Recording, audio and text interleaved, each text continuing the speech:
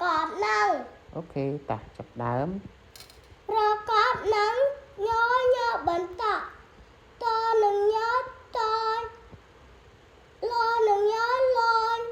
So tre sắp so nâng nhớ son. To nâng nhớ ton. Bật tỏ mũi tân. Lo nâng nhớ lon. Lon bật tỏ mũi lon. So tre sắp so nâng nhớ son. Bật tỏ mũi son. To ia tia. Tia nâng nhớ tiên.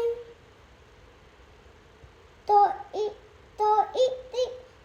Tị nâng nhớ tinh. Cho ú chua nâng nhớ chuôn. To ú tu nâng nhớ tuôn. Ro ú ru nâng nhớ run. Ro ú ru nâng nhớ ruôn. Wo i wi nâng nhớ win.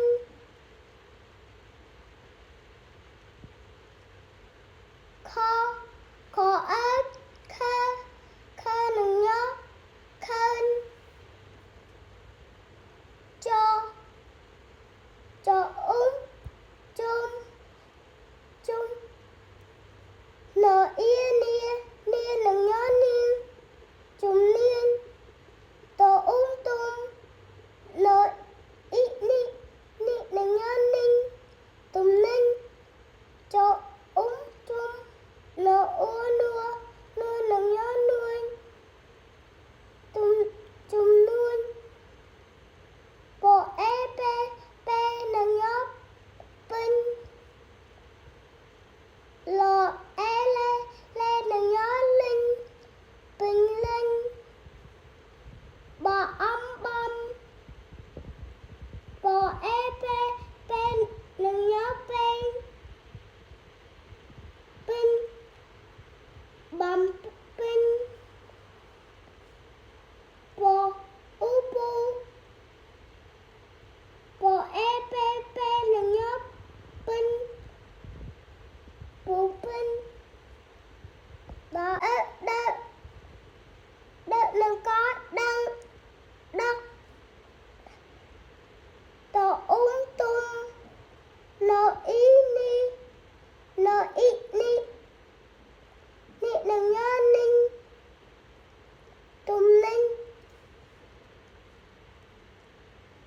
Bố pin đất. Tùm ninh. Mô i mi nâng nhớ minh. So á sa nâng nhớ sai. Bà tạo mũi xanh. Mình xanh. Cho chung nở i ni nâng nhớ niên.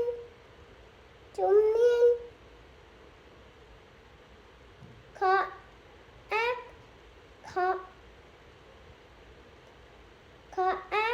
kha nâng nhớ khang. Lo nâng có lo. Bà tạo mũi lụa. To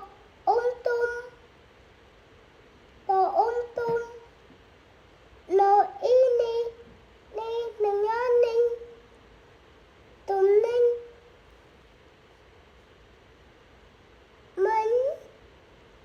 Minh sán. Chung niên. Kháng lúa. Tùm ninh.